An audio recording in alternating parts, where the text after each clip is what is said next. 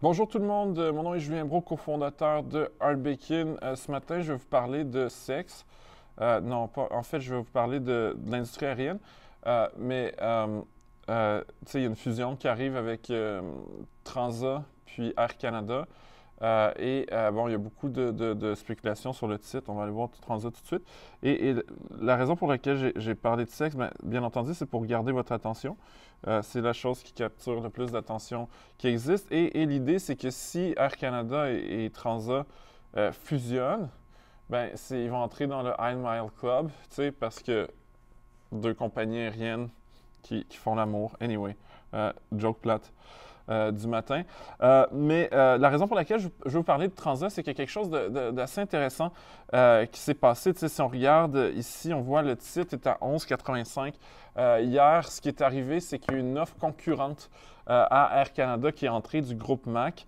Une offre pour 14 par action et une offre un peu étrange, pour être honnête, et qui a même fait réagir, en fait, la Bourse de Toronto, le TSX, qui a retiré, qui a suspendu les négociations sur le titre hier matin. Donc, ça l'a closé à 11,85 ou 11,84.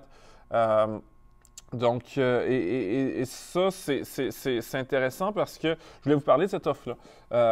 Vous vous demandez probablement, tu sais, une offre d'achat d'Air Canada à 13 pourquoi le titre est à 11,85?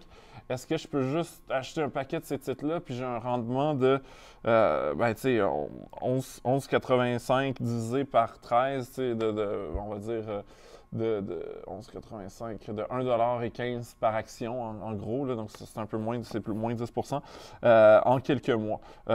Donc, dans un monde où il y aurait une certitude totale, on s'entend que le titre serait sous-évalué sur la base qu'on a une certitude qu'une transaction va être faite avec Air Canada.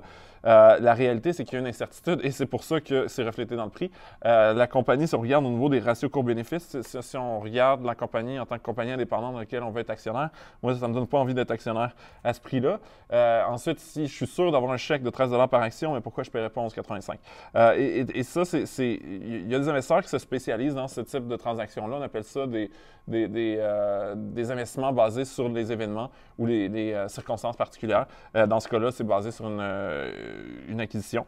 C'est quand même sérieux. Il y a des bonnes chances, en fait, que Air Canada mette la main sur Transat. Un des trucs qui pourrait achoper, c'est le bureau de la concurrence qui pourrait dire ça va consolider, il n'y aura pas assez de concurrence dans l'industrie et on ne vous permet pas de faire la fusion.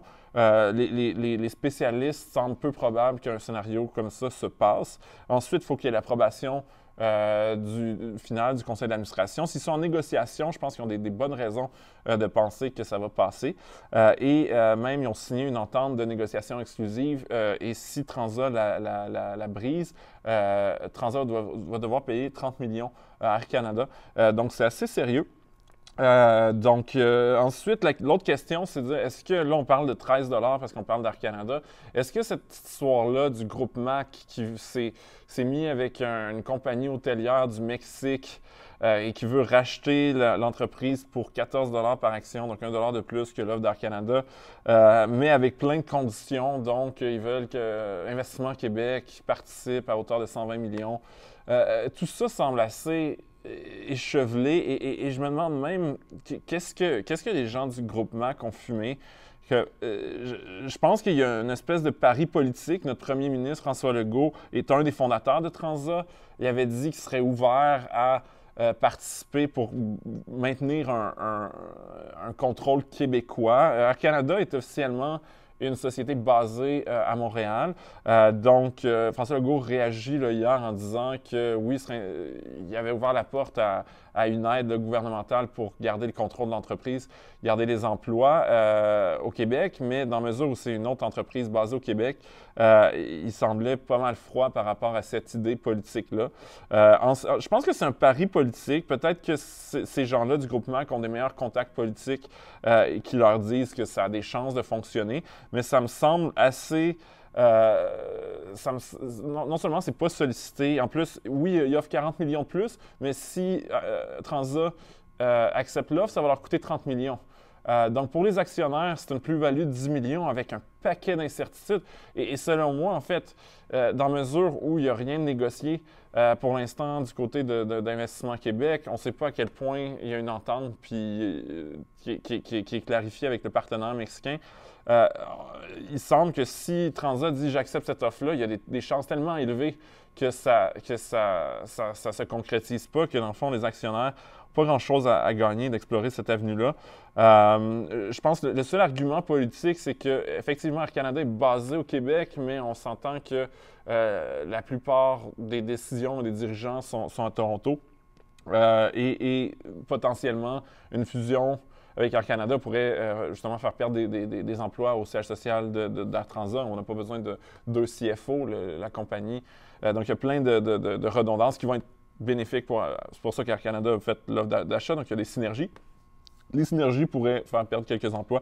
Honnêtement, j'ignorerais complètement cette idée farfelue-là que à la dernière minute, là, ces gens-là en immobilier vont être capables d'acheter un transporteur comme Transat. Ensuite, est-ce que c'est un bon investissement de dire pour aller chercher la plus-value, on prend le risque